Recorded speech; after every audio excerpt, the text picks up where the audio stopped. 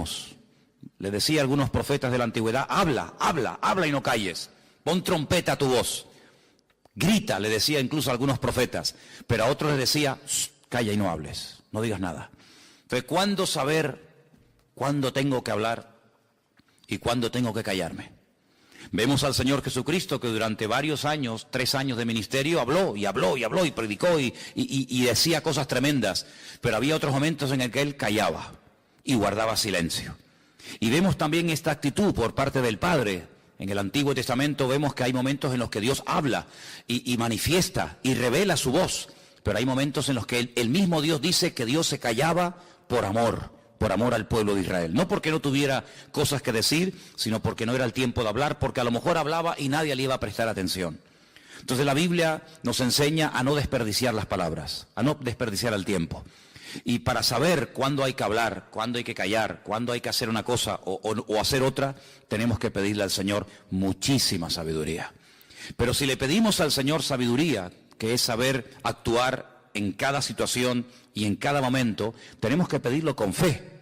Es una de las condiciones para poder orar. Cada vez que tú ores pidiendo sabiduría o cualquier otra cuestión, lo que tenemos que pedir siempre es con fe, con la seguridad y con la certeza de que mi Dios me está oyendo, de que Él está muy interesado en lo que le estoy pidiendo, que Él no hace oídos sordos a mis peticiones y a mis necesidades, sino que dice la Biblia, pedimos con fe, con la certeza, con la convicción absoluta de que el Señor quiere concederme lo que yo le estoy pidiendo. De hecho, hay como a veces algo extraño, ¿no? A veces el Señor quiere darnos algo y Él pone el deseo, el querer en nosotros de que le pidamos ese algo. Fíjate qué bueno es el Señor. A veces el Señor te quiere dar una bendición y te la quiere dar, pero como no se la pides, pues no te la da.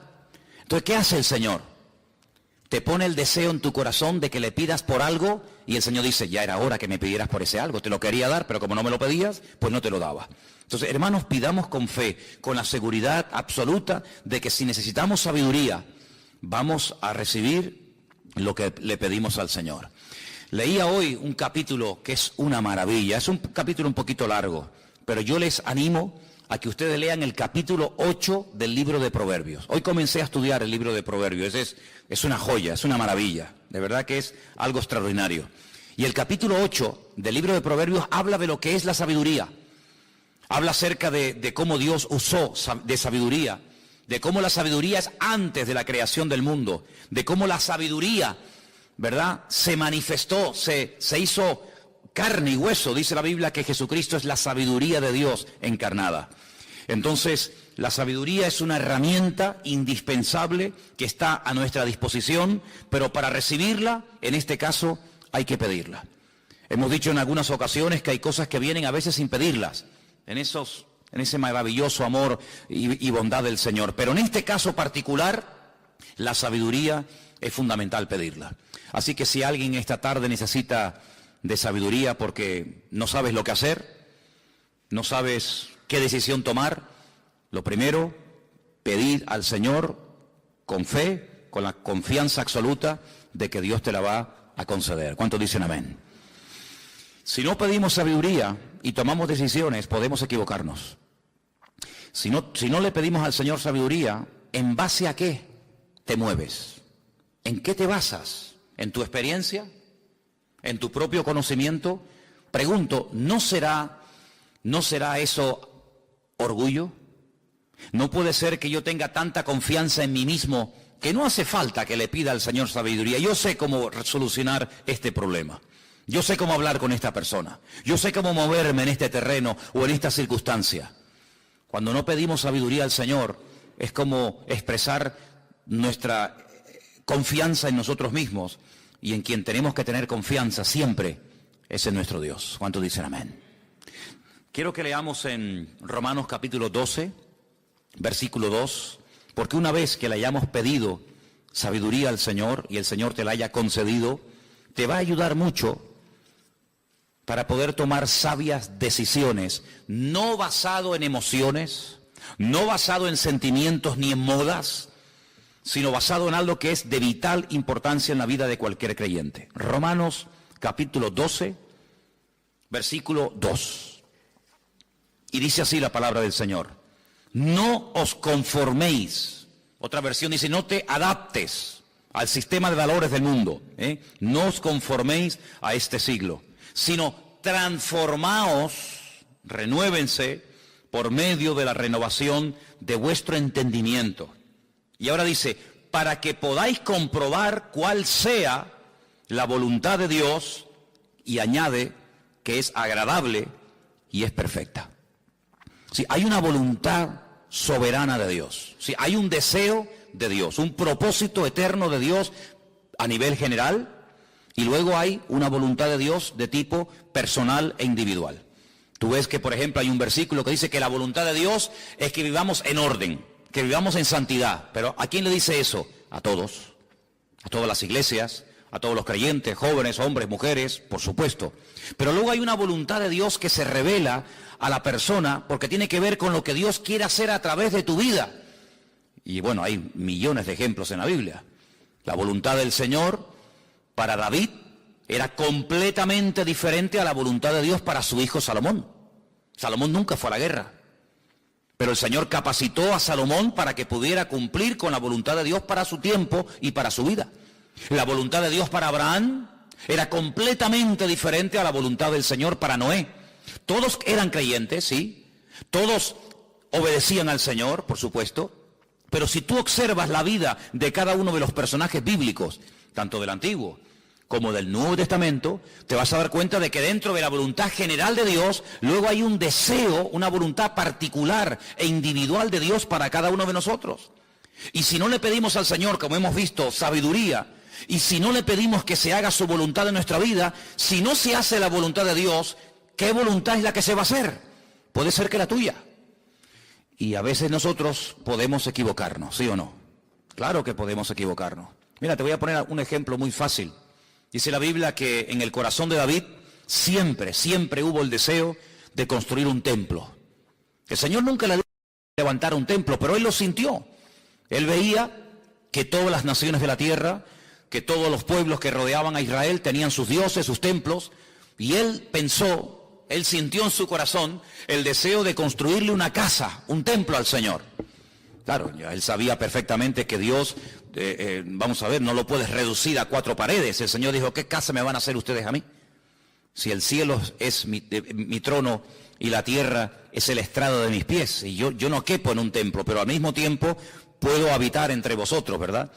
Pero David peleó contra los filisteos, contra los amorreos, les quitaba el oro, le quitaba la plata, y su sueño, el anhelo de su vida siempre fue poder construirle un templo al Señor. Llega un día el profeta Natán, uno de los profetas que vivía en la época del rey David. David le abre su corazón y le dice, yo le quiero construir casa a mi Dios. Yo no estoy contento con ver que yo vivo en un palacio y el arca del pacto del Señor la tenemos debajo de una lona, y no puede ser que mi casa sea mucho más lujosa y más hermosa que el lugar donde mora nuestro Dios. Y Natán le dijo, haz todo lo que venga a tu corazón, y se va. Y David dijo, qué bueno, voy a construir una casa al Señor. Ay, amigo, al día siguiente, el mismo profeta que el día anterior le había dicho, haz todo lo que venga a tu corazón, le dice, tengo palabra del Señor para ti. Dime, el Señor me ha dicho que no levantes templo para Él. Pero no, porque hay una serie de cosas en tu vida que no te capacitan, no te cualifican para construirle casa. El Señor dice que la casa, que el templo que quieres construir lo levantará tu hijo, no tú. David no peleó con el profeta ni con el Señor. David se resignó, David aceptó que él no era el instrumento que el Señor iba a utilizar para construir el templo, sino su hijo. ¿Qué es lo que él hace? Sigue exactamente igual, acumulando oro, madera, piedras preciosas, etcétera, todos los materiales, compone las canciones, crea o hace todos los instrumentos musicales que se van a tocar en el templo. Es decir, hace todo y se lo entrega a su hijo Salomón como herencia, porque él entiende que la construcción del templo no pasa por él, sino pasa por su hijo Salomón. En otras palabras, él no va a competir, él no va a forzar a Dios a que cambie de opinión, sino que él dice, bueno, Dios ya me ha hablado su voluntad. ¿Qué pasó el día anterior con el profeta? ¿Cómo le dijo, haz lo que venga a tu corazón, que Dios está contigo? Bueno, le habló precipitadamente. Le habló sin consultar la voluntad de Dios. Le habló en ese deseo de decir, sí, adelante hermano, no pasa nada. Es que quiero construir una iglesia en Los Rodeos. Ay, qué bueno hermano, venga adelante. Si usted tiene medios y puede hacerlo, adelante. Y al día siguiente te llega el profeta y dice, no, mire hermano, no lo haga. ¿Por qué? Porque he orado al Señor y el Señor me ha dicho que le comunique que no la construya. Esas cosas del Señor, ¿verdad? Entonces, todo lo que hacemos en la vida, no lo hagas y luego le preguntas al Señor. Hazlo al revés. Consúltale previamente al Señor. Señor, ¿esta es tu voluntad? Póngale pruebas al Señor. Espere en el Señor, que es otro de los puntos que vamos a tocar. No se precipite, no se lance al vacío a ver si hay agua, sino consulte al Señor. Dice que la voluntad de Dios es perfecta, es completa. Puede ser que a lo mejor al principio no lo entiendas. Puede ser que incluso sufras o llores, humanamente hablando. Fíjate cuando el Señor Jesucristo en el huerto de Getsemaní le dice al Padre, Padre, pasa de mí esta copa. Es decir, esta experiencia es durísima, pero que no se haga mi voluntad, sino la tuya. Bueno, aceptar la voluntad del Padre, ¿cuál era? Ir a la cruz, amigo. La voluntad del Padre, como digas que la quieres hacer, te va a costar la vida. Pero ¿estás dispuesto a dar tu vida si el Padre te lo pide? No se haga mi voluntad, sino la tuya. La voluntad de Dios para María fue tremenda. Decirle, te hace falta un cuerpo para meter en él una semilla y para que puedas engendrar un hijo y para que pueda crecer una criatura hasta el momento de parir. Cuenta con mi cuerpo, cuenta conmigo. Yo no sé lo que va a pesar mis padres. Yo no sé cómo lo van a aceptar mi familia. Yo no sé cómo va a reaccionar la gente. Pero yo tengo bien claro que si Dios me ha escogido a mí como el instrumento para que a través de mi cuerpo, ¿verdad?, nazca humanamente tu hijo, hágase conmigo conforme a la voluntad de Dios. Y claro, fue contra marea, fue contra la corriente de la época, pero la voluntad de Dios no siempre a priori, de entrada, te va a encantar y gloria a Dios y aleluya, pero con el tiempo te vas a dar cuenta que lo mejor en la vida es hacer siempre la voluntad del Señor. Y más vale llorar un día que llorar toda una vida. ¿Cuántos dicen amén? Cuando el Señor cierra a veces una puerta y tú dices, pero ¿por qué, Señor? ¿Por qué? Si yo estaba empeñado en esto y creo que era bueno. Después de un tiempo dice, Señor, cuántas gracias te tengo que dar. Que no me casé con aquel. Que no me casé con aquella. Porque hubiera sido la ruina de mi vida. Entonces, hermanos, pidamos al Señor sabiduría. Pidámosle al Señor que nos muestre su voluntad. Y para conocer la voluntad de Dios hay que pasar tiempo en comunión con Dios. No se te va a presentar mañana un ángel si no oras, no buscas nunca la palabra del Señor en oración, no se te va a presentar a un ángel, no. El Señor te va a llevar a su palabra, porque eso es algo que tenemos que tener en cuenta. Hoy el Señor fundamentalmente revela su voluntad, sus planes, sus propósitos a la vida de la iglesia y de cada uno de nosotros a través de su palabra. Cuanto más conozcas la palabra, más fácil tendrás el saber o el no saber la voluntad del Señor. Cuanto más palabra de Dios haya en tu vida, que ahí está almacenada, llegará un momento que ese versículo, ese capítulo, aquella historia que leíste, que tú dijiste, sí, yo me leí aquella historia, ahí está guardada, el Espíritu Santo la puede usar en un momento determinado y te puede hablar a través de aquella palabra, pero si no la has leído, si no escudriñas las Escrituras, si no aprendes a tener un tiempo en comunión con el Señor y que Él te hable a través de su palabra, ¿cómo se va a revelar el Señor a tu vida? ¿Verdad? A veces esperamos cosas muy sobrenaturales, pero a veces Dios obra más en lo natural que en lo sobrenatural. Y la forma natural, el cauce normal que Dios habla a tu vida, generalmente es a través de su bendita palabra. ¿Estamos de acuerdo? Amén. Vamos a leer en Efesios capítulo 5, versículo 10. Si hay algún hermano o alguna hermana que lo tiene ahí a mano y lo quiere leer. Efesios capítulo 5. El versículo 10 es un versículo muy cortito, casi no lo podríamos aprender de memoria, pero es muy bueno y muy necesario en estos tiempos en los cuales estamos viviendo. ¿Qué dice, hermano? Amén. Comprobando, ¿qué? Lo que es agradable, ¿a quién? Al Señor, no a mí. Claro, yo busco lo que a mí me conviene, pero lo que a ti te conviene le conviene al Señor. ¿Darás un mal testimonio? ¿Serás un tropiezo a un hermano débil en la fe? ¿O serás un mal testimonio al Evangelio si tú sales con la tuya? Cuidado, porque dice aquí que lo que tenemos que comprobar ¿Qué es lo que es agradable al Señor? Si esto va a repercutir en beneficio y en pro de la obra, gloria a Dios.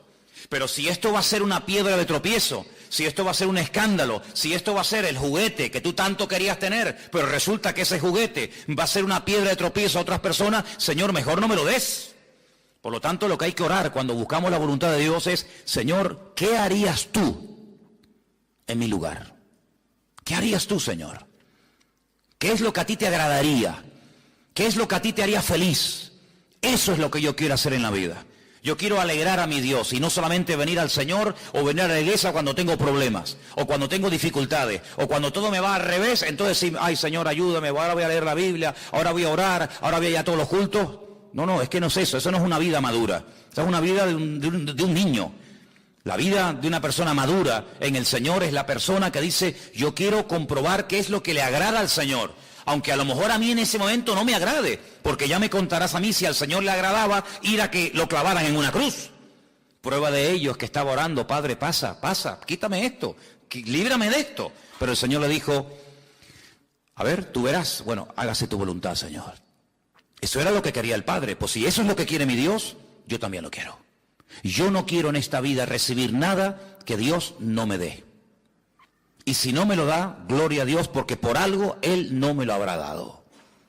El apóstol Pablo dice que tenía un aguijón, algo que le molestaba, algo que le causaba problemas físicos, un aguijón en la carne, algo que el Señor permitió que lo tuviera, cuidado con eso, algo que el Señor permitió que lo tuviera, dice, porque había tenido tantas revelaciones y tantas visiones y tantas cosas tremendas había visto en la presencia del Señor, dice, para que no me exalte sobremanera,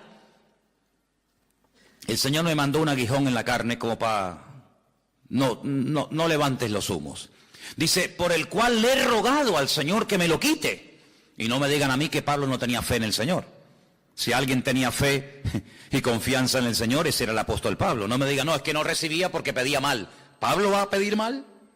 No, es que no tenía fe. ¿Pablo no tenía fe?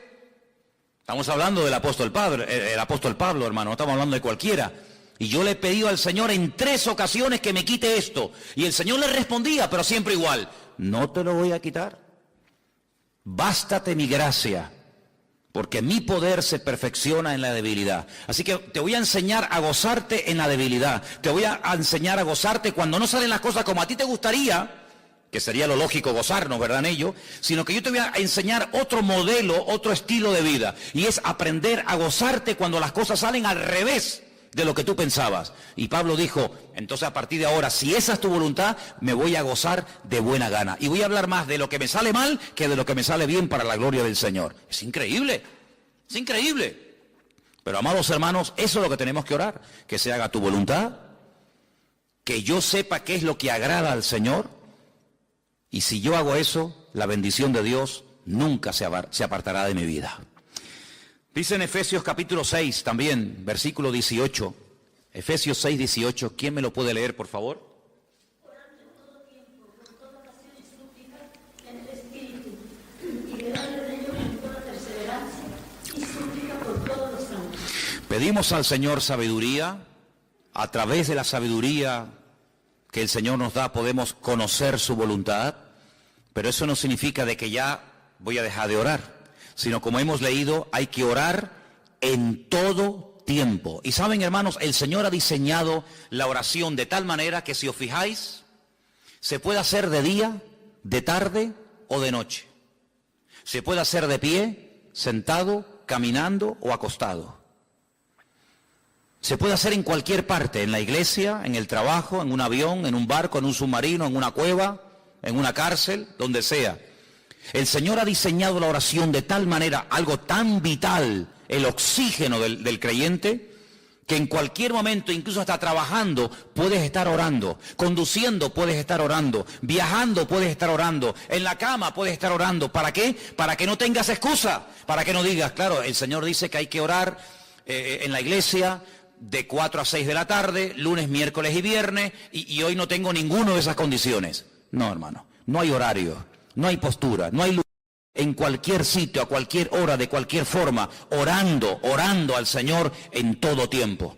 Es más, hay un versículo que dice, A veces uno dice, uy, ¿cómo se puede cumplir ese versículo? Mira, orad sin cesar. En otras palabras, una actitud constante y permanente de oración. Sí, pero ¿y si no hay culto? ¿Y qué más da? ¿Es que usted solamente ora cuando viene a la iglesia? ¿Y cuando no hay culto no oras? ¿Es que solamente abres la Biblia jueves y domingo? ¿Y el lunes dónde está la Biblia? Ay, la perdí. A veces se han perdido Biblias en la iglesia y han pasado meses y la gente no las ha reclamado. Yo digo, ¿se habrá dado cuenta la hermana tal? No voy a decir el nombre. ¿Se habrá dado cuenta el hermanito tal que su Biblia está en la iglesia? Y a veces a los 2 meses y medio me dice, hermano, ¿usted por casualidad ha visto una Biblia por aquí? Digo, sí. Tú tendrás otra Biblia en casa, ¿no? Dice, sí, tengo otra. Digo, porque si no, llevas 2 meses y medio sin abrir la Biblia. Cuando la abras, ten cuidado que te pueden salir arañas o perenquenes, como decimos aquí también, ¿no? ¿Vale? Entonces, hermano, orar en todo tiempo. Esa es la prioridad. Buscar a Dios, tener relación con Dios. El domingo vamos a tocar un tema, vamos a visitar una iglesia. Les voy a llevar de visita a una iglesia el domingo. Vamos a visitar la iglesia de Sardis. A ver qué les parece. Ay, amigo. ¿Qué problema tenía la iglesia? ¿Falsa doctrina? No, no tenían falsa doctrina. ¿Falsas profetas como vimos el domingo pasado con la iglesia de Tiatira? No, allí no había falsas profetas. ¿Divisiones entre los hermanos? No. ¿Celos, envidias? No. ¿Pero qué problema tenía la iglesia? ¿Que no leían la Biblia? No lo tenían. ¿Que no oraban? No. ¿Pero qué problema tiene la iglesia? Que estaban muertos. ¿Y qué problema tiene un muerto? Que está muerto. Ay, amigo. ¿Y cómo llegaron a esa situación? Me preguntaba yo esta semana preparando el mensaje del domingo. ¿Cómo se puede morir una iglesia? Porque una iglesia no son 2 familias. Una iglesia no son 3 o 4 hermanitos. No son solamente los jóvenes, o el ujiero, o los músicos, o el pastor. ¿Cómo se puede morir una iglesia? ¿Cómo se puede morir uno que en su día sirvió y predicó y adoró al Señor? Se murió la congregación, se murió la iglesia. Y una de las razones por las que se puede uno ir muriendo es por cortar la comunión con nuestro Dios. Al salir de la cobertura del Señor, comienzas a configurar tu vida de maneras varias y diversas, pero no logras actualizarte, porque no vas a encontrar bajo ningún concepto nada en esta vida que te pueda renovar y te pueda mantener vivo, más que solamente a través de la comunión diaria y permanente con el Señor. ¿Cuántos dicen amén? Y yo siempre le he dicho, hermanos, cuando yo he salido de viaje y he pedido oración, cuando regreso le digo, hermanos, yo noté que ustedes estaban orando por mí. Y también se nota cuando no oran por uno, ¿sí o no? Por lo tanto, hermano, el mayor favor que usted le puede hacer a la iglesia no es solamente viniendo y apoyándola, sino orando por la obra, orando por lo que se hace, orando por los jóvenes, orando por los niños. La vida es muy larga, el día es muy largo y tenemos que orar en todo tiempo. El apóstol Pablo, fíjate tú, pedía oración a las iglesias que él había establecido, iglesias que él había fundado, y una vez dijo, pido que oren por mí porque no tenemos que ignorar las maquinaciones del diablo. Él lo decía abiertamente, era un hombre con una percepción espiritual tremenda. Dice, ¿cuántas veces yo quise ir a visitarles, hermano? Decía Pablo, ¿cuántas veces me propuse ir a visitarles? Pero el diablo se metió por medio. ¿Cómo el apóstol Pablo sabía que a veces la iglesia puede como allanar el camino, verdad?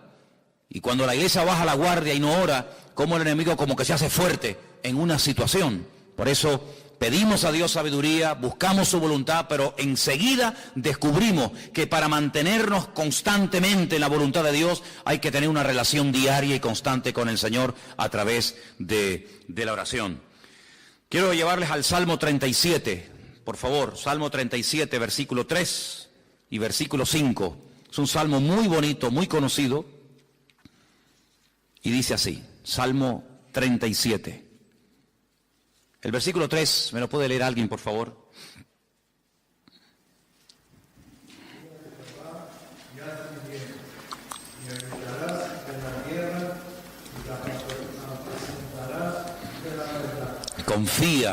Confía en el Señor. Uno dice, bueno, ya lo tengo claro, pero confiamos en todas las circunstancias de la vida en el Señor. Cuando hay dudas, cuando hay falta de madurez, cuando hay falta de estabilidad, cuando no se progresa y se crece en el Señor, es porque la confianza ha menguado. Porque confiar en el Señor es fiarme de Dios. Es saber que Dios conmigo se está portando de maravilla. Que todo, si yo estoy en santidad y en orden y alineado con el Señor, ojo, que todo está saliendo según el plan de Dios, que Dios no se equivoca, que Dios no es injusto, que Dios tiene todo bajo control y que no tengo por qué sentirme mal. Cuando yo me siento mal, cuando creo que no están saliendo las cosas como yo creo que deberían de salir, ¿saben lo que estoy diciendo sin palabras? No estás siendo bueno conmigo, Señor. Tú sabes lo que yo quiero. Tú sabes lo que te he pedido. Y no me están saliendo las cosas como yo incluso hasta he orado. ¿Saben, hermano, lo que significa eso? Señor, tú no lo estás haciendo bien. Yo lo haría mejor, ¿eh? Yo lo haría diferente. Es tremendo, hermano. Cuando bajamos la guardia, nuestros pensamientos son traicioneros. Y nuestros pensamientos nos hacen como decir, pero Señor, pero yo no me merezco esto. Yo he pedido varias veces con fe por esto. Cuando dejamos de confiar en el Señor, comenzamos a confiar en nuestra propia sabiduría, en nuestra propia experiencia, en nuestros criterios y opiniones particulares y personales. Por eso nos dice la Biblia, confía en el Señor, y haz el bien. No es confiar en el Señor y decir, bueno, vale, yo confío en el Señor. No, y muévete. Haz el bien, actúa conforme a la voluntad del Señor. No es confiar en Dios de una forma pasiva. Bueno, yo confío en el Señor.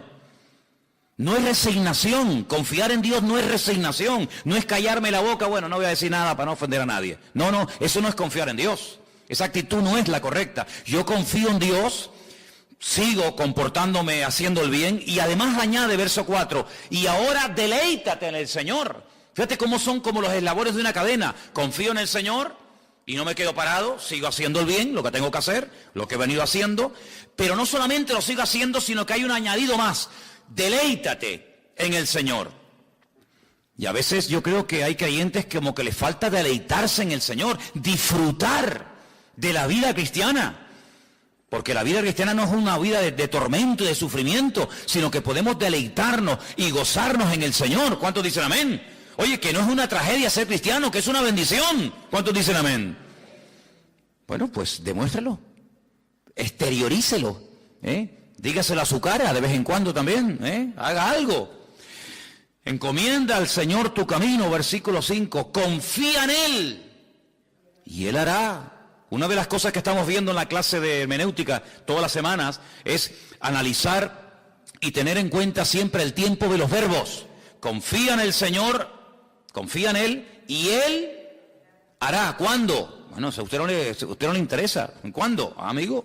¿Vas a restaurar el reino? ¿Se va a implantar la monarquía otra vez? No les toca a vosotros saber estas cuestiones. Ya está. Ustedes lo que tienen que hacer es ir a Jerusalén y esperar la promesa del Padre. Punto. Y cuando confiamos en el Señor, no me importa cómo el Señor lo va a hacer. No me importa a través de quién lo va a hacer, ni siquiera cuándo lo va a hacer, sino que yo sé que la promesa del Señor dice, confía en el Señor, encomienda al Señor tu camino y Él hará. Y el Señor nunca, jamás llega tarde a ninguna cita. Puede parecer que está tardando, ¿sí o no? ¿No te ha parecido a ti alguna vez? Seamos sinceros. Puede ser. Puede ser que digas, pero no habrá llegado la oración con estas lluvias y con estas cosas, ¿no? A lo mejor se perdió entre la lluvia, ¿no? Mira, hermano, esta mañana temprano, cuando yo salí a pasear a mi hijo Trotsky, yo vi el arco iris. Y cada vez que un creyente ve el arco iris, tiene que pararse donde esté y decir, gracias, Señor. Gracias, Señor. El arco iris, qué interesante. Alguien dijo, la lluvia en colores. ¿Hacia dónde apunta el arco? Porque un arco es así, ¿no? Tiene una cuerdita que tú la tensas y lanzas la flecha. El arco iris, cuando sale en el filamento, ¿hacia dónde apunta el arco? ¿Hacia arriba o hacia abajo? El arco iris realmente es un círculo. realmente es un círculo. Solamente viendo el arco iris uno sabe que la Tierra es redonda, si no el arco iris sería plano, sería horizontal. Fíjate que falta de inteligencia al hombre a lo largo de la historia, que se empeñaban en decir que la Tierra era plana. Solamente cuando veas el arco iris sabe que la Tierra no es plana, sino es circular, es redonda. Pero cuando nosotros vemos el arco iris no lo vemos totalmente redondo. El único arco iris que se puede ver en forma circular, que yo lo he visto, y en algunas ocasiones se puede ver, es el arco iris lunar. Es el que sale por la noche con la luz de la luna y se puede ver alrededor de la luna como un circulito completamente redondo. No es muy común verlo, pero es el único momento que se puede ver el arco iris de una forma redonda completamente. Pero generalmente el arco iris, ¿a dónde apunta el arco? No, hacia arriba. El arco iris es así. Es decir, que apunta hacia arriba, no apunta hacia abajo. Porque el Señor dijo, cuando veáis en el firmamento el arco iris, tenéis que recordar que yo hace miles de años hice un pacto con un hombre llamado Noah. Y le dije a ese hombre que nunca más la tierra será destruida. Yo no estoy enfadado con la humanidad. Yo no voy a volver a destruirla. Es una señal de la misericordia. Es una señal de la fidelidad del Señor. Y Dios no está enfadado con nosotros. El Señor no retarda su promesa, según algunos la tienen por tardanza, dice la Escritura. El Señor no llega nunca tarde a ninguna cita. Llegó un día aparentemente tarde a la casa de dos hermanas que estaban destrozadas, Marta y María, ¿os acordáis? Ay, Señor, ahora vienes, ahora ¿para qué? Qué tremendo, ¿no? Qué fe más extraña a veces tenemos, ¿no? Creemos que si... ¿Qué es lo que pasa? Señor, te llamamos hace 4 días. Tu amigo Lázaro, el que tú amas, estaba enfermo, ahora está muerto. ¿Y? ¿Tenéis fe para creer que yo lo podía sanar? Pero no tenéis fe para creer que lo puedo resucitar. ¿Por eso estás enfadado conmigo? Es que si hubieras estado aquí cuando te mandamos a llamar... ¿Y quién dijo esto? ¿Marta o María? Las dos. Sí, nada, Marta. Y también la otra. Las dos le dijeron, si tú hubieras estado aquí cuando te mandamos a llamar, nuestro hermano no estaría muerto. Vamos a ver, ¿hacemos una exégesis del texto? ¿Hacemos? Ok. Si tú hubieras estado aquí cuando te mandamos a llamar, nuestro hermano Lázaro no estaría muerto.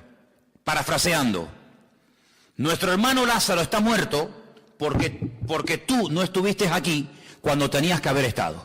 Es decir, el culpable de que mi hermano hoy esté muerto eres tú. Porque yo hice mi parte, yo te llamé y te mandé un recado urgente. Ven, que el que amas está muriéndose. Y tú no viniste. Y ahora cuando vienes, pues ya Lázaro está muerto. ¿Cómo no va a llorar el Señor? Es la única vez que lo vemos llorando. Y dice que el Señor lloró y como que se rompió como diciendo, madre mía, ¿pero esto qué es? ¿Pero qué estáis diciendo? Pero vamos a ver, María, ven para acá. Marta, vengan para acá. Y las horas que yo he estado aquí hablando con ustedes y las cosas que yo he compartido con ustedes no han servido de nada. Ustedes no saben que yo soy la resurrección y la vida. Que el que esté muerto, el que cree en mí, aunque esté muerto, vivirá. Y ellas responden conforme a la fe básica de cualquier judío elemental.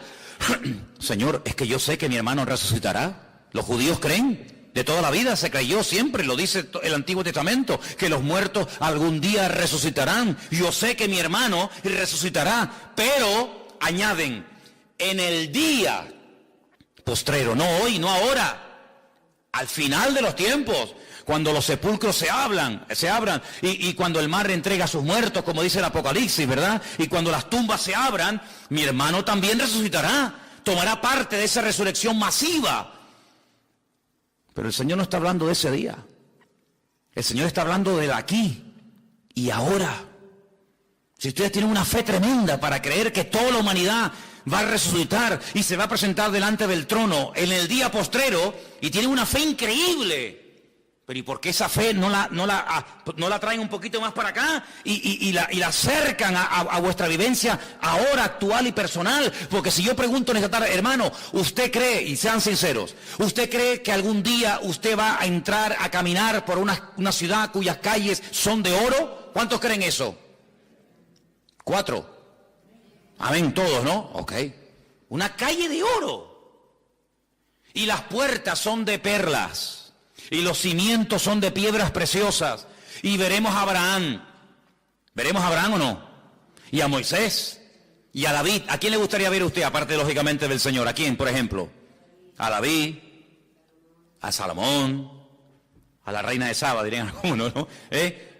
Nos gustaría, claro. Y usted dice, hermano, es que yo creo en todo eso. Vale, perfecto. Ahora usted vaya a un bar, vaya mañana con sus compañeros de trabajo y le dice, mira, vengan para acá, chicos, que les tengo que contar una cosa. Yo quiero decirles a ustedes que yo algún día veré a Abraham, a Moisés, a David, a Salomón. Voy a vivir en una calle que tiene 7.500 kilómetros de largo de oro puro. Cuando entre habrá un ángel a la derecha y uno a la izquierda tocando trompetas. Yo voy a entrar por en medio vestido con ropa blanca. Al final hay un arco iris donde está el Señor sentado en su trono y vamos a ver a millones y a millones de ángeles, serafines y querubines cantando al eterno Dios Todopoderoso. Van a resucitar toda la gente y se van a presentar delante de Dios. Dios va a abrir un cacho de libro que se llama el libro de la vida y tus compañeros están. Sí, madre mía, de verdad, yo pensé que estabas loco, pero es que no tengo adjetivos para decir de verdad, ¿dónde te has metido, hermano? ¿Tú crees todo eso? Claro que sí.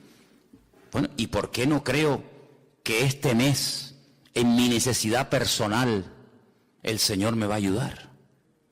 Déjate de tanta calle de oro y de tanta perla preciosa y de tanto serafín y querubín y vive el 18 de febrero, que es el día que el Señor nos ha creado para que nos gocemos y nos deleitemos en Él. ¿Cuántos dicen amén? Entonces el Señor dice, yo soy la resurrección y la vida, pero yo no te estoy hablando del día postrero, te estoy hablando de la hora, y para que lo compruebe y para que te des cuenta que yo no llego nunca tarde. Vamos, ¿dónde está? Dice, pues en el cementerio. Vamos al cementerio. Y cuando van al cementerio, pues se encuentra que efectivamente Lázaro está muerto con una piedra tremenda y le dice a la gente con toda naturalidad, como mover la hoja de la Biblia, y le dice, quiten la piedra. Y vuelven otra vez las hermanas del muerto a decirle una cosita, Señor, un pequeño detalle. Si no te has dado cuenta, mi hermano hace 4 días que está ahí metido. Mi hermano ya tiene que estar en un proceso avanzado de descomposición. Como abras la puerta o el sepulcro, la piedra, va a ser una cosa bochornosa, va a ser algo... Y otra vez se le queda mirando al Señor, dice, no te he dicho que si crees, verás la gloria del Señor. ¿Cuántas veces te lo tengo que decir? ¿Cómo sé yo que mañana me va a ayudar el Señor? Porque hoy y ayer me ayudó. Si Él no me hubiera ayudado, mañana tampoco lo hará. Pero como Él es inmutable, Él es el mismo. Si Él me sanó, me sanará. Si Él me salvó, me salvará. Si Él me guió, me guiará. Si Él estuvo, está y estará conmigo todos los días, hasta el fin del mundo. No estemos diciendo ahora sí, ahora no. Bueno, ayer sí, porque no, pero ahora no. No, pero es que hoy no se puede. Pero vamos a ver, el que cambia somos nosotros. Ahora está lloviendo, mañana sale el sol y pasado sabe Dios lo que vendrá. Pero Él es siempre el mismo. Y entonces quiten la piedra. Y vemos cómo se produjo el milagro. Pero es como que tuviera que convencer el Señor a la familia, a estas 2 mujeres destrozadas, de que es posible cambiar circunstancias. De que no tenemos que entrar en una resignación. Ahora, si el Señor no lo quiere resucitar, gloria a Dios, me voy a gozar igual, porque yo sé que mi hermano Lázaro ahora está en tu presencia. Ya está, si tú no lo quieres resucitar, pues gloria a Dios, ya está, no pasa nada. Como aquel que le dijo, no le digan nada al rey que el niño se ha muerto. ¿Por qué? Dice, hombre, si cuando estaba enfermito el niño, estaba ayunando y no quería comer y no quería lavarse ni quería hablar con nadie, como le digamos que el niño ha muerto, sabe Dios lo que le pasa a este hombre. Y David los ve hablando y dice, vengan para acá, ¿qué están hablando ustedes ahí? Es que el niño ha muerto. Ah, el niño ha muerto. Ah, venga, denme de comer, vamos a lavarnos, cámbiame la ropa. Y le dicen, Señor, no te entendemos. No te entendemos. Cuando el niño estaba enfermito, agonizando, ayunabas, no querías comer, no querías música, no querías nada, y ahora que el niño ha muerto, dice, bueno, si el Señor no me lo dio cuando se lo estaba pidiendo, si se lo ha llevado a su presencia, pues algún día yo iré a Él, pero Él no vendrá a mí.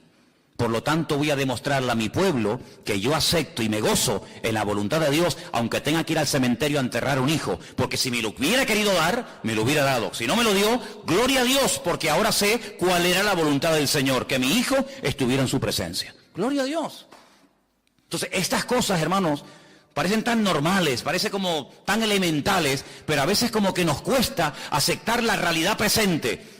Nos gozamos de cuando conocimos al Señor, de la vida que llevábamos y la dejamos. Amén.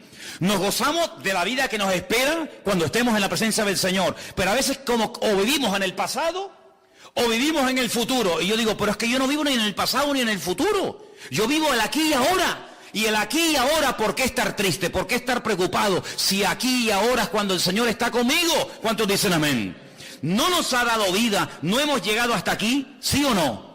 Pues ya está, pues gloria a Dios. Pero si preocuparnos por el mañana es lo más absurdo del mundo, ¿por qué? Porque no existe.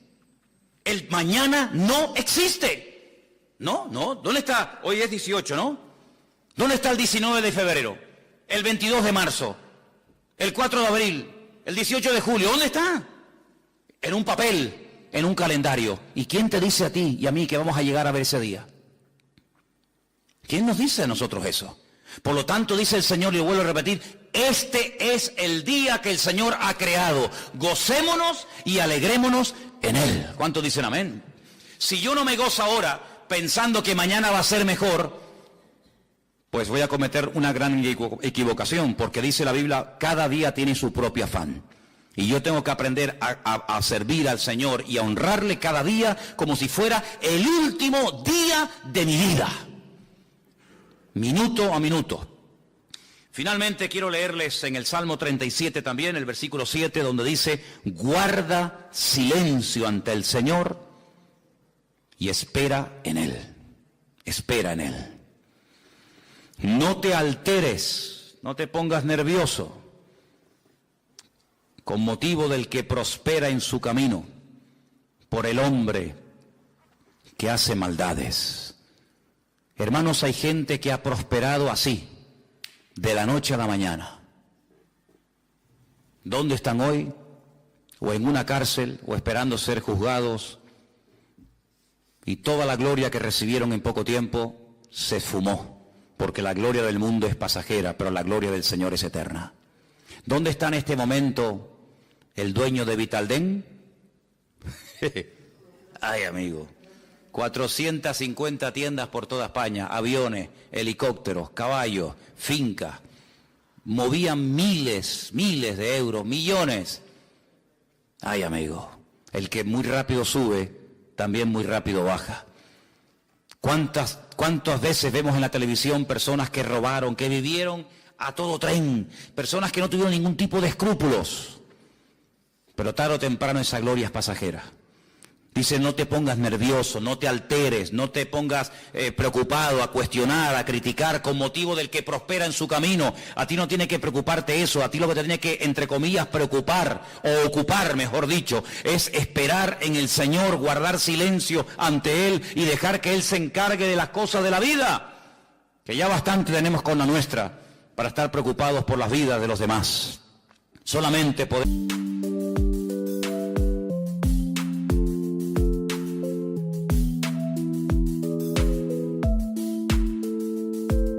de un animal, ya los pelitos se fueron cayendo, y mi abuela, pues le puso un forro nuevo, y puedo decir que esa silla lleva conmigo, pues más de 50 años. Pero ¿quién tiene en su casa un objeto de 3000 años? ¿Usted tiene algo en su casa que tenga 3000 años de historia? Dice, sí, mi suegra. No, nadie tiene semejante cosa. Pero mire, aquí en nuestras manos tenemos un libro, una colección de libros, mejor dicho, eso es lo que significa Biblia, colección de libros, que tienen centenares, que tienen miles de años.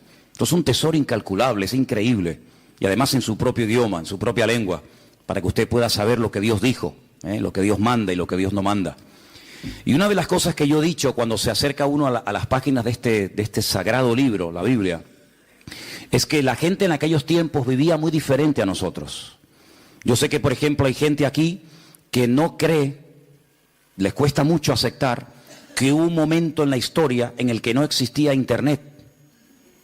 Algunos dicen, no, créame, hay un momento en la historia en el que Internet no existía. Tú ponías Google y no existía Google. Tú dices, pero ¿cómo se podía vivir sin Google? Y sin WhatsApp. Algunos le quitan el WhatsApp hoy en día y vamos, se transforma, les da un ataque, algo les pasa, ¿no? Pues hubo una época en la que se vivía sin televisión en color. Y usted dice, ¿cómo era la televisión? ¿En blanco y negro? Y cuando vino la televisión en color, aquello fue una fiesta increíble, ¿se acuerdan?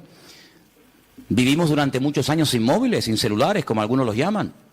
He dicho en varias ocasiones que cuando hace muchos años vimos a un señor en las Ramblas con una caja así de grande, que era la batería, y descolgaba el teléfono, nos quedamos así mirando, diciendo, ¿y este de dónde salió? Entonces, los tiempos han cambiado de una forma tremenda, pero tremenda, tremenda. Y en los tiempos de la Biblia, la gente no vivía afanada por llegar a fin de mes, sino la gente vivía pensando en cómo terminar ese día. Se vivía el día a día. Por eso el pasaje que vamos a leer ahora refleja y explica muy bien que la bendición de Dios se prometía para el día a día. Hoy en día estamos acostumbrados a planificar el mes, ¿no? Cobramos el sueldo, cobran el sueldo y dicen, bueno, esto para el teléfono móvil, esto para la luz, esto para el agua, esto para los gastos de no sé qué, y se planifica el mes. Eso no existía, esa no era la mentalidad de aquellos tiempos. La mentalidad era vivir el día a día. Basta a cada día su propio afán o su propio mal, dice otra versión, ¿verdad? Y el pan nuestro de cada día, dánoslo hoy. La famosa parábola de los labradores, cuando van a trabajar a la viña, ¿qué se les pagó? El día de trabajo. Entonces, cuando la gente terminaba el día y decía, hoy he comido, hoy he usado ropa y hoy voy a dormir bajo techo, gloria a Dios. Mañana, como se decía, Dios dirá. Mañana Dios dirá. Pero ¿quién vive hoy en día al día? Nadie. La gente enseguida planifica y la gente hace planes y bueno, el verano que viene me voy a ir de vacaciones a tal sitio o dentro de 3 meses y por eso están las agendas y por eso hay tantas historias. Pero en la Biblia no era así. En la Biblia era vivir el día a día, desde que salía el sol hasta que se ocultaba el sol y ya está. Y hay un pasaje en el Antiguo Testamento, en el libro de Éxodo, capítulo 16, que voy a leer unos versículos para que vean qué interesante esta historia.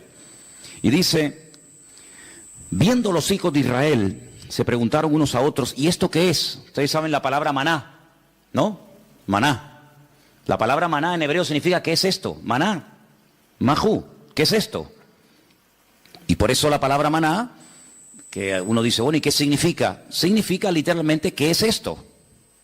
Pues dice aquí, cuando vieron aquello, dijeron, ¿qué es esto? Porque no sabían qué es lo que era. Entonces Moisés le dijo, este es el pan que el Señor os da para que coman. Esto es lo que el Señor os ha dado. Recoged de él cada uno según lo que pudiera comer. Un gomer por cabeza, conforme al número de vuestras personas. Tomaréis cada uno para los que están en su tienda. Los hijos de Israel, dice versículo 17, le hicieron así. Unos recogieron más y otros recogieron menos. Y lo medían por gomer, y no sobró al que había recogido mucho, ni faltó al que había recogido poco. Cada uno recogió conforme a lo que había de comer. Moisés les dijo, ninguno deje de ello para mañana. Algunos decían, ¿y si mañana no cae el maná? ¿Y si pasado mañana se agota?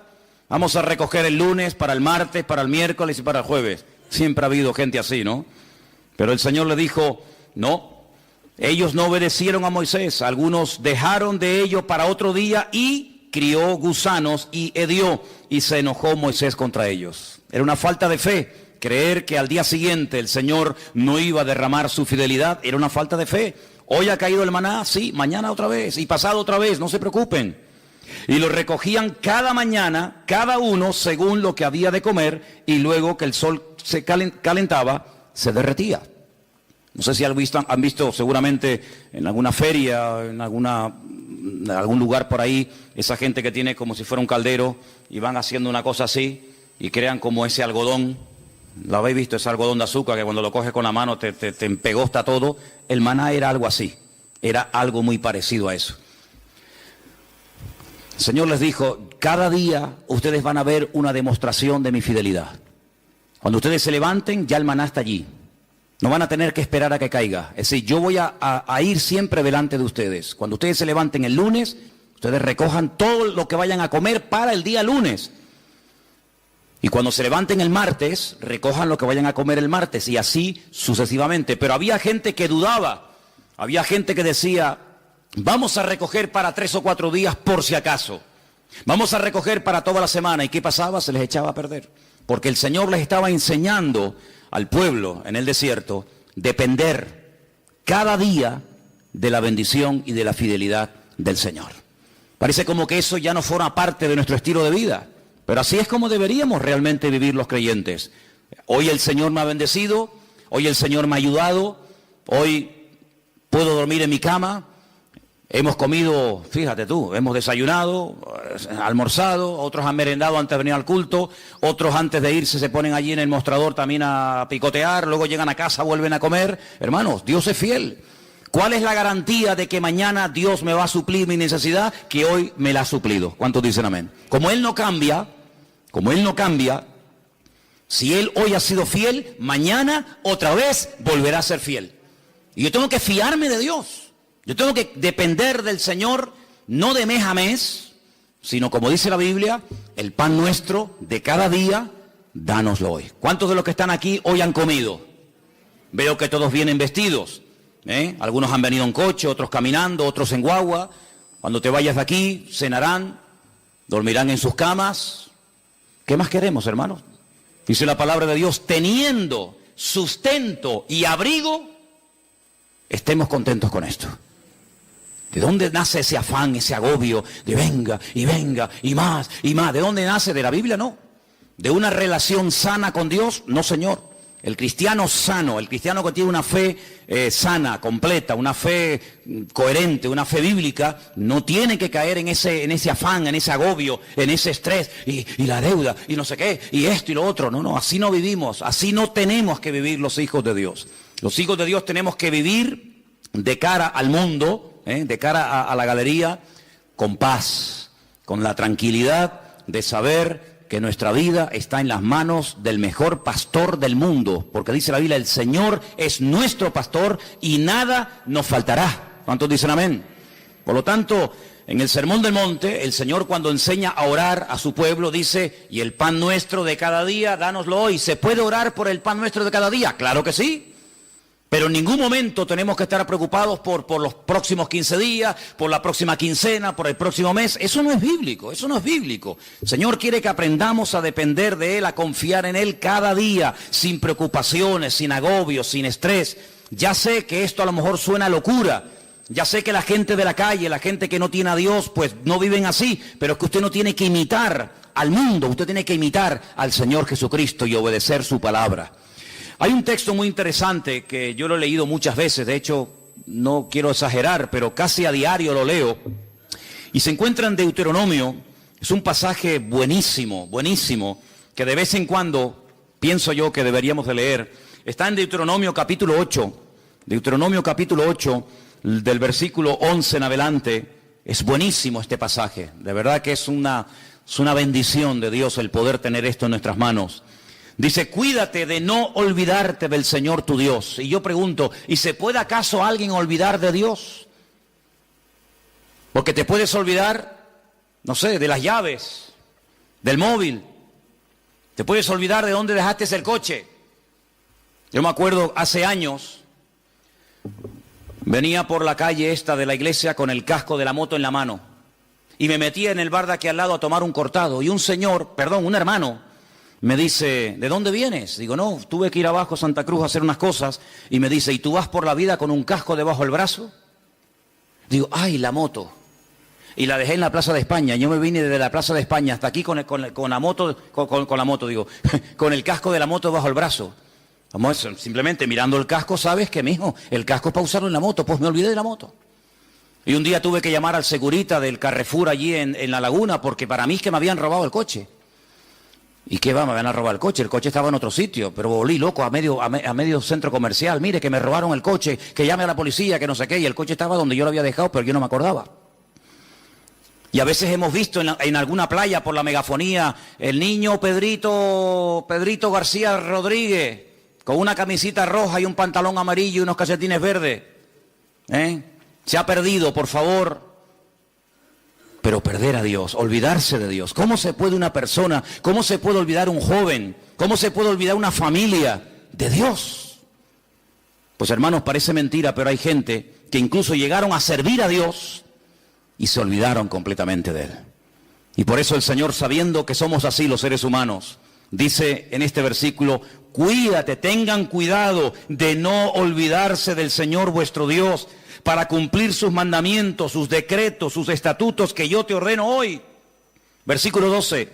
No suceda que comas y te sacies y edifiques buenas casas en las que habites, y tus vacas y tus ovejas se aumenten, y la plata y el oro se te multipliquen, y todo lo que tuvieres se aumente, y se enorgullezca tu corazón, y te olvides del Señor tu Dios, que te sacó de la tierra de Egipto, de la casa de servidumbre, que te hizo caminar por un desierto grande y espantoso, lleno de serpientes ardientes y de escorpiones y de sed, donde no había agua, y Él te sacó agua de la roca del pedernal, que te sustentó con maná en el desierto, comida que tus padres no habían conocido, afligiéndote y probándote para a la postre hacerte bien.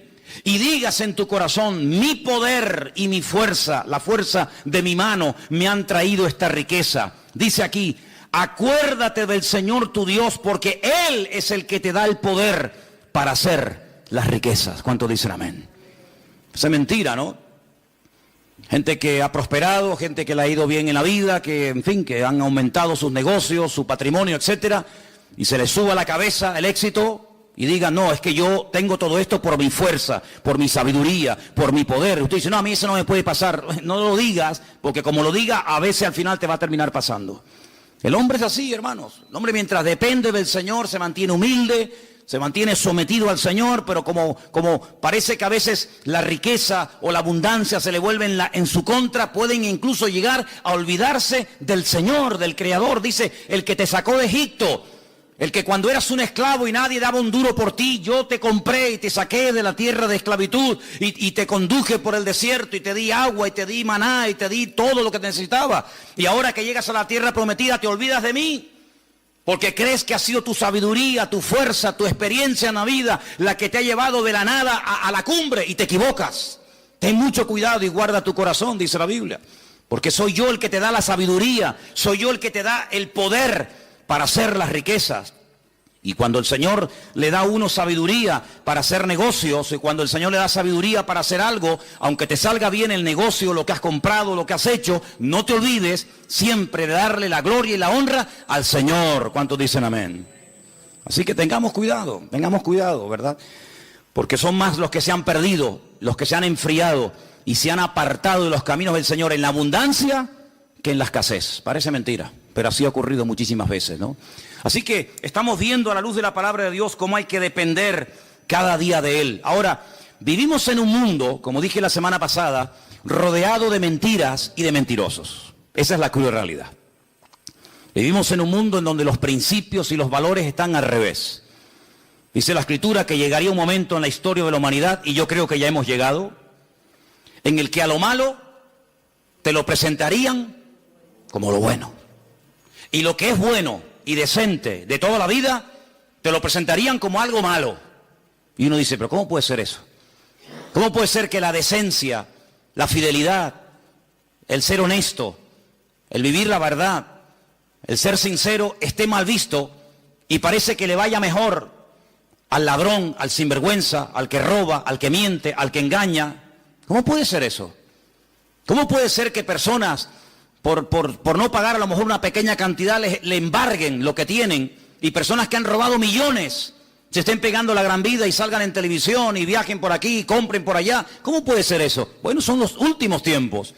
Tiempos en los que a lo dulce lo presentarían como salado y a lo salado como dulce, dice la Biblia. Ahora, hay dos versículos que aparentemente son contradictorios. Y curiosamente, tanto uno como otro los escribió la misma persona. Por ejemplo, hay un versículo que todo cristiano, yo creo, no, da igual a la iglesia que asista o a la denominación a la que pertenezca, yo creo que hay un versículo que todos los cristianos se lo saben de memoria.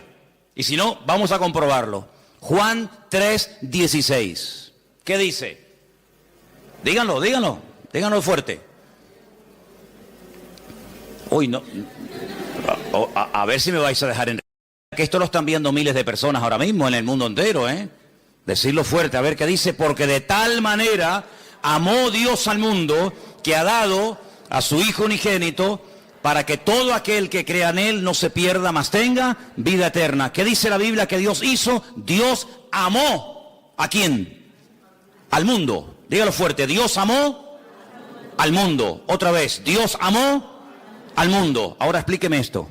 No améis al mundo ni las cosas que están en el mundo. ¿En qué quedamos? Juan 3:16 dice, Dios amó al mundo. Y primera de Juan capítulo 2, verso 15 dice, no améis al mundo ni las cosas que están en el mundo. ¿Cómo es que la Biblia dice que Dios amó al mundo y a mí se me prohíbe amar al mundo? Hay que explicarlo, porque en la Biblia no hay contradicciones. Hay gente que dice, es que la Biblia es un libro lleno de contradicciones. Y yo le digo, cuando usted me muestre una, nos sentamos y hablamos. La Biblia no tiene contradicciones. El problema es que muchas veces no se puede terminar de traducir exactamente, porque nosotros tenemos una sola palabra para la palabra mundo.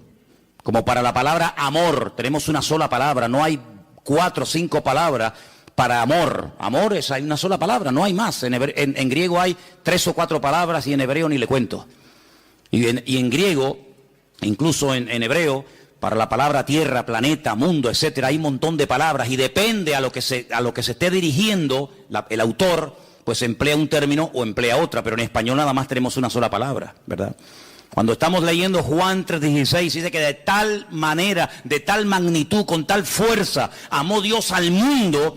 Ahí está haciendo referencia a la raza humana, al hombre, a la humanidad.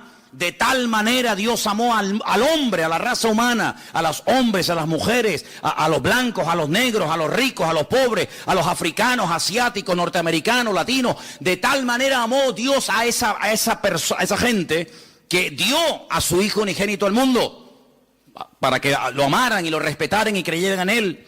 Pero cuando vamos a primera de Juan y encontramos otra vez la misma palabra, la palabra mundo, es la palabra cosmos. Y la palabra cosmos nos habla acerca de un estilo de vida, de unos principios, de unos valores que no son los nuestros. No son los nuestros. ¿Usted no ha oído alguna vez la expresión de decir, mira, di una mentira de estas piadosas? De hecho, incluso hasta cuando éramos católicos, se nos decía que había 2 tipos de pecados. Bueno, se nos decía, no, se siguen diciendo. Pecados mortales y pecados veniales, ¿sí o no? Amigo. Es decir, que hay pecados que son graves delante de Dios y pecados que, bueno, que Dios hace la vista gorda, no pasa nada. Una mentirijilla de vez en cuando, para salir del paso, ¿sí o no? Eso se nos ha enseñado toda la vida.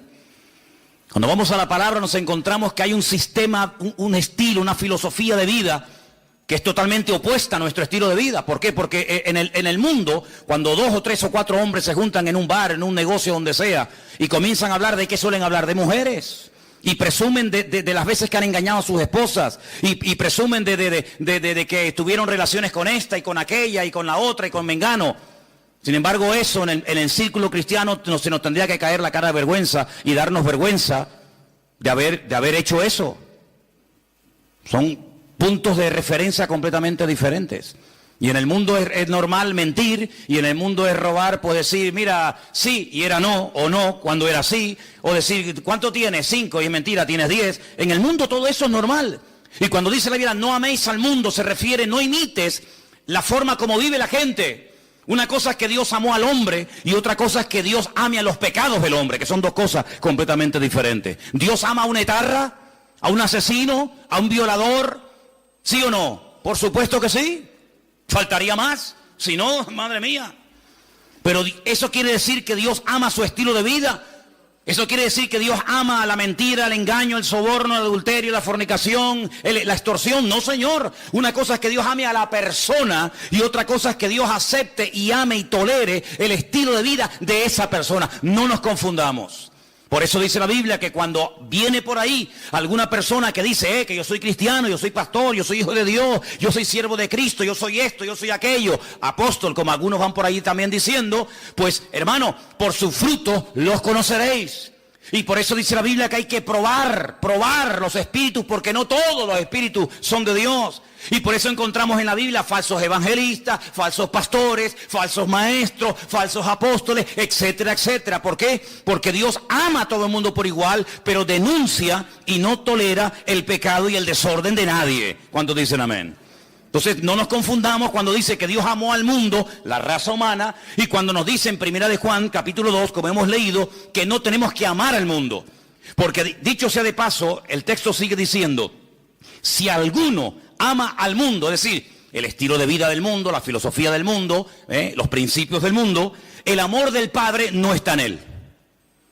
Porque todo lo que hay en el mundo, y lo aglutina de esta forma, los deseos de la carne, los deseos de los ojos, la vanagloria de la vida, no provienen del Padre, sino del mundo. Y el mundo pasa, y sus deseos, pero el que hace la voluntad de Dios permanece para siempre. Si lo que hoy está mal visto, mañana estará bien visto. Y lo que mañana estará bien visto, hoy es un delito, un pecado. Por lo tanto, las modas cambian. Hace años en este país se obligaba a la gente a ir a las plazas públicas a ver cómo se torturaba a personas y cómo se les quemaba vivos y cómo se les crucificaba, y era normal. Y si retrocedemos en el tiempo, la gente pagaba dinero para ir a los coliseos, a los circos romanos, para ver cómo los animales devoraban a mujeres o a niños, mientras ardían como antorchas humanas, y era normal, era totalmente normal. Sin embargo, nos hemos dado cuenta de que cosas que antes eran normales o delitos, hoy en día, pues, han cambiado. Por eso nosotros no tenemos que dejarnos llevar por las modas de este mundo, sino tenemos que dejarnos llevar por los principios y valores eternos del Señor que están en su bendita palabra. ¿Cuántos dicen amén? Así que, amados hermanos, tenemos que partir de la base de que nosotros somos gente diferente, somos gente distinta, y hay algo con lo cual tenemos que estar claros en esto. Y yo les voy a contar parte de mi testimonio, porque creo que puede ser de ayuda a la hora de entender lo que quiero decir. Hay personas que llegaron al conocimiento de la verdad. Hay personas que les nació en su corazón el deseo de buscar a Dios porque empezaron a leer los evangelios o empezaron a leer la Biblia. Conozco muchísima gente que me dice, no, yo un día me compré una Biblia, o alguien me regaló una Biblia, un Nuevo Testamento, como esta que estáis ofreciendo los hermanos moteros, ¿no? Bueno, te llega la Biblia, empiezas a leerla, y empiezas a interesarte, empiezas a darte cuenta de un montón de cosas y se despierta algo en ti que te lleva a una búsqueda de la verdad, y buscando, pues encuentra. ¿Y a quién encuentra? Al autor y al consumador de la fe, que es Cristo Jesús, ¿sí o no? Pero a mí no me pasó eso. Yo fui al revés. Yo no había leído en mi vida la Biblia, jamás. No me interesaba. Yo no sabía ni lo que era una Biblia. A mí no me llegó el conocimiento de Dios, ni el deseo de buscar a Dios por la lectura, por el estudio, por indagar, por buscar la verdad. Es que a mí no me interesaba buscar la verdad, pero en absoluto. Lo primero que yo tuve fue un encuentro, una experiencia personal con Jesucristo. Yo no había leído la Biblia en mi vida. Entonces, cuando yo entré por primera vez en mi vida a una iglesia, yo le dije literalmente a Dios, es que yo no creo en ti. Es que yo no creo en ustedes, yo no creo en pastores, ni en iglesia, ni en Biblia, ni en cura, yo no creo en nadie. Yo tenía un montón de problemas físicos, espirituales, de toda índole. Pero yo desafié a ese Dios del cual ese hombre estaba esa tarde predicando allí, y le dije, bueno, si tú existes, no es que dije, como tú existes, no. Si tú existes, ayúdame a salir de este infierno en el que yo estoy. Y cambia mi vida, y ayúdame, y libérame, etcétera, etcétera. Y Dios lo hizo. Y mucho tiempo después, o unos meses después, comencé a leer y a leer y a leer y a leer y a estudiar y a memorizar capítulos y capítulos de la Biblia. Y a través de la Biblia, pues claro, lógicamente fortalecí mi fe.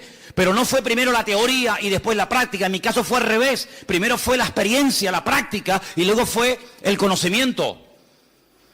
Y por eso hay muchas personas que a veces titubean, porque claro, comenzaron a leer la palabra y después tuvieron una experiencia personal con Cristo. Pero cuando uno tiene una experiencia personal con Cristo, a mí no me mueve nadie de la fe que yo tengo en el Señor. Porque a mí los demonios que tenía no me los sacó ningún pastor, a mí me los sanó directamente mi Señor Jesucristo. Y el que me transformó la vida no fue una predicación de un reverendo o de un apóstol o como radio se llame, sino que directamente mi Señor y mi Dios me liberó y me transformó y me rompió completamente. Y después comencé a leer su palabra. Y por eso hay gente que lee la palabra y después tienen la experiencia, si es que la llegan a tener, y por eso a veces dudan de haber interpretado correctamente el texto y lo habré interpretado mal, y en vez de resulta que era así, resulta que era asado. Yo no tengo la más mínima duda. Yo he hablado con budistas, he hablado con gente que practica el Islam, he hablado con rabinos judíos, de todo tipo, cerrados, abiertos, de toda índole. Y yo cada día estoy más firme en mi fe, porque a mí el conocimiento y la experiencia no me vino por lo que leí ni por lo que me enseñaron. Es que yo tuve un encuentro personal con Cristo, yo era ciego y ahora veo. Entonces cuando una persona tiene un encuentro personal con Cristo, que digan lo que digan, que hagan lo que hagan, que pase lo que pase, yo sé en quién he creído. ¿Cómo voy yo a negar que soy blanco? Hermano, si yo me subo a esta plataforma esta tarde y digo, hermano, ustedes me ven blanquito, pero yo realmente en el fondo soy negro. Usted dirá, bueno, hermano, usted de lo que quiera, pero usted se le ve por fuera y usted tiene piel blanca. No, mire, hermano, es que yo soy moreno, mulato y soy mujer. Pasa que ustedes me ven con otra visión. No puedo negar, yo no puedo negar lo que soy. Pues exactamente igual le digo espiritualmente, yo no puedo negar que Cristo un día me sanó, me liberó y me transformó la vida. Y no lo leí en la Biblia, no lo leí en un libro, lo sentí, lo experimenté personalmente. Por eso cada vez que voy a Israel, cuando vengo más firme en mi fe. Y no es que voy allí y digo, ay, a lo mejor creía al revés de como yo era. No, es que me da igual. Porque yo no fui al convencimiento de la verdad por lo que leí, sino por lo que viví y por lo que experimenté. Y cuando una persona experimenta algo, no desde la teoría, sino desde la práctica, ese hombre y esa mujer no lo tumba ni lo sacude nada ni nadie. ¿Cuántos dicen amén? Si yo subo esta noche aquí a un hombre y subo a una mujer y le digo, hermano, explique lo que es un parto. Y diga, bueno, pues un parto, ¿no? Tienes dolores, hay un momento como se rompen aguas, se llama, ¿no? Corríjame porque yo en esto estoy fatal, ¿eh? Se rompen aguas, te entran dolores, empiezan a dilatar, no sé qué, no sé cuánto, tienen que llevar a la clínica y te suben allí en aquellos aparatos y te dice, sopla, aprieta, no, ahora sí, ahora sago, ¿sí o no? Qué malo soy, soy fatal. Asuman ustedes una mujer aquí que haya parido y dice, mira Manolo, cállate la boquita, anda. Un parto no tiene nada que ver con lo que tú has dicho. Tú estás hablando desde la teoría, desde lo que has oído, de lo que te han contado. Pero yo he parido. Y un parto es esto y esto y esto. ¿Quién puede dar mejor una información de lo que es un parto? ¿Yo?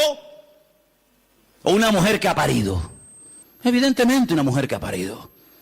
Porque no lo habla desde la teoría. Lo habla desde la realidad. Desde el dolor. Lo habla desde la sensación de haber tenido esa criatura en su vientre y de haberlo sacado y ver la realidad de lo que es un parto. Y exactamente igual ocurre, amados hermanos. Hay gente que habla de Dios desde la teoría. Que si Dios es así, que si Dios es asado, que si no sé qué. Que hablas con un judío, te dice una cosa. Hablas con un musulmán, te dice otra. Hablas con un evangélico, te dice una cosa. Hablas con un mormón, te dice otra cosa. Hablas con un budista, te dice no sé qué. Y entonces tú dices, Dios mío, pero cada uno tiene una opinión diferente. Pero todos tienen la razón. No puede ser que los musulmanes digan que Dios no tiene un hijo y que los cristianos digan que Dios sí tiene un hijo. ¿Quién tiene la razón? ¿El musulmán o Dios? ¿O el cristiano?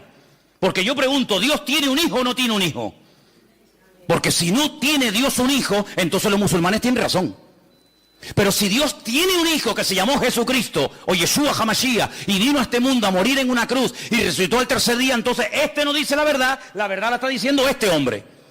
La pregunta que muchas veces me han dicho es ¿cómo es posible que un pueblo tan culto, tan sabio, tan preparado, personas que están todo el día desde que se levantan, créanme, desde que se levantan hasta que se acuestan, leen y memorizan y aprenden, y me refiero al pueblo de Israel, ¿cómo es posible que ellos no crean que Jesucristo es el Hijo de Dios? Porque te explican otra cosa y te quedas con la boca abierta y te dicen arriba y abajo y el verbo, el ifil, el itpalel, el pual y te explican todas las conjugaciones del verbo. Pero cuando hablamos de Jesucristo no tienen ni idea. Y uno dice, ¿cómo es posible que nosotros que no hemos sido criados en este ambiente, por lo menos yo, tengamos las ideas más claras y podamos explicar no desde la teoría de un libro, sino de la experiencia personal, quién es y quién no es Jesucristo? ¿Cómo es posible que 14 veces se hayan equivocado los judíos nombrando a un Mesías que luego le salió el tiro por la culata? Lean la historia de Bar Kokhba. Una ruina trajo a Israel. ¿Quién lo apoyó? Uno de los rabinos más grandes en la historia de Israel, Rabí Akiva. Un hombre que fue capaz de morir torturado. Dice que mientras lo quemaban los romanos en el 100 y pico después de Cristo, con pinzas le arrancaron la piel. Y todos los trocitos de piel que le quedaban con un cepillo de púas, se la arrancaron. ¿Cómo es posible que un hombre que murió de esa manera torturado dijera que Jesucristo fue un impostor? Y después tuvieron a otro llamado Sibitai. Y ese fue una ruina total porque la mayoría de los judíos del mundo entero lo reconocieron como el Mesías. Y al final, cuando lo apresaron los turcos, cuando lo prendieron los musulmanes, le dijeron, o claudicas de esto, o te matamos. Y se convirtió al Islam. Y todavía ni se han recuperado. ¿Y cómo es posible que hace unos años, en todas las calles de Israel, en los taxis, en las guaguas, en los colegios, en la radio, en la televisión, por todas partes había pancartas, que viene el Mesías, que viene el Mesías, que viene el Mesías, el viejito Lubavitch, un viejito así chiquitito? Ese es el Mesías. Y resulta que se murió. Y todo el mundo dice, uy, ¿ahora? Y ahora eso que le estaban esperando y lo habían proclamado como el Mesías, dice, no se preocupen, de un momento a otro resucita y viene y está entre nosotros otra vez. Y yo digo, Dios mío, ¿cómo es posible que esa gente tan culta y repito, tan sabia y que profundiza tanto la Escritura, se hayan equivocado tantas veces? No una, ni dos, ni tres, ni cuatro, muchas veces, proclamando a falsos Mesías. Bueno, es que eso está escrito. Eso no es producto de la casualidad. Es que eso ya lo profetizó el Señor en el libro de Isaías capítulo 29. Y quiero leértelo para que veas, es algo impresionante. Que lo que les ha ocurrido estaba escrito, estaba profetizado. Y no nos tiene que sorprender. Y dice en Isaías capítulo 29, a partir del versículo 10... ceguera e hipocresía de Israel. Fíjate qué curioso el capítulo, ¿no? Yo sé que los nombres de los capítulos no son, digamos, inspirados, originales, pero solamente se le llama a este capítulo la ceguera espiritual de Israel. Y mira lo que dice aquí. Porque esto se escribió antes del nacimiento de Cristo, no se escribió en el Nuevo Testamento. Ah, claro, eso lo escribió Pablo, lógico.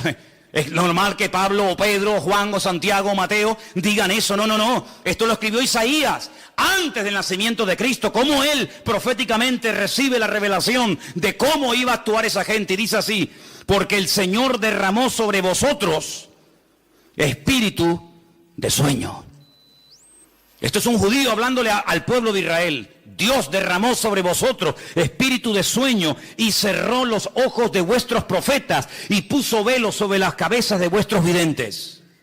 Ah, ahora entiendo. Ahora entendemos, claro.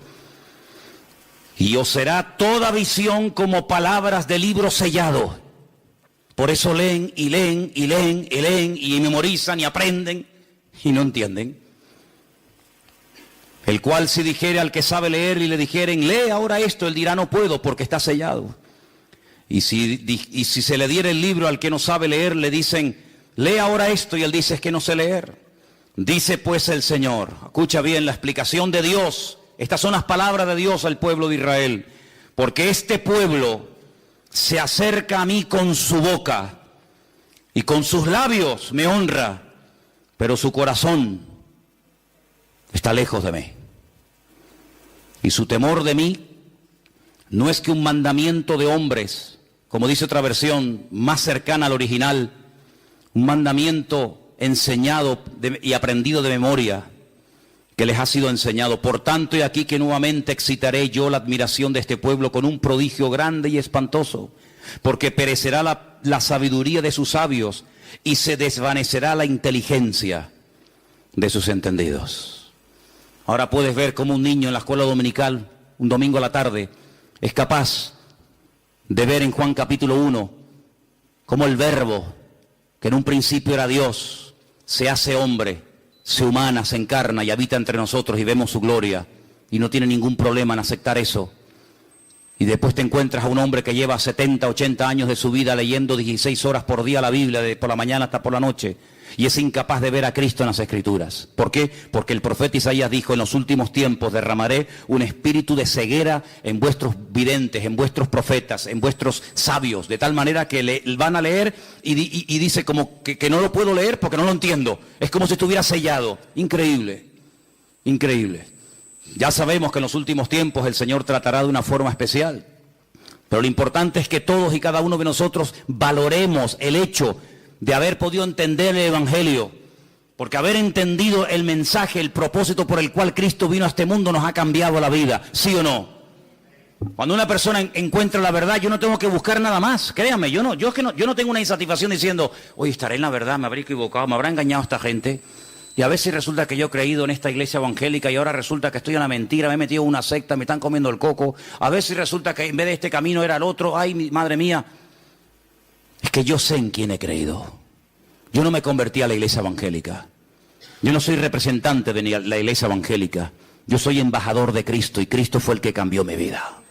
Y me reúno aquí porque con ustedes me siento a gusto y porque creo que todos tenemos una experiencia en común. Pero si así no fuera, probablemente buscaría otro lugar donde poder congregarme. Pero no porque me haya convertido a una iglesia llamada iglesia evangélica. Yo no me he convertido a nadie, ni he cambiado de religión. Yo he pasado de muerte a vida, porque Cristo ha perdonado todos mis pecados y de ahí no me muevo ni a palo. ¿Cuántos dicen amén?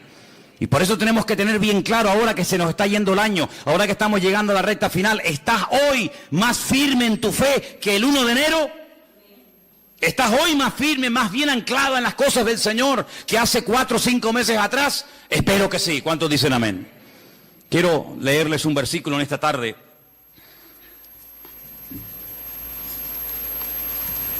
Y antes de buscar ese texto que se encuentra en Apocalipsis, en el capítulo 3, déjenme que les diga algo. Cuando uno empieza a leer la Biblia desde el principio, uno se va a dar cuenta de que cuando Adán y Eva pecaron, y ahora hablaremos un poquito de esa mujer también, quedaron desconectados del Señor, desconectados completamente. Todo cambió, todo. Aquel hombre y aquella mujer eran perfectos, y usted y yo no somos perfectos, sabíamos eso, ¿no? Si te crees perfecto, díselo a tu mujer a ver qué te dice y ya verás cómo te recuerda que no lo eres. Así de claro. Qué maravilla el ojo humano, ¿eh? Qué maravilla poder ver en colores. Porque nosotros vemos en colores, ¿sí o no? ¿Usted ve en colores? Hay algunos que confunden, ¿no? El rojo con el verde con el amarillo, pero generalmente el hombre ve en colores. Vemos en 3 dimensiones. Podemos ver de cerca, de lejos, enfoca de una forma maravillosa. Pero usted sabe que de todo lo que hay aquí que se podría llegar a ver, solamente vemos el 1%.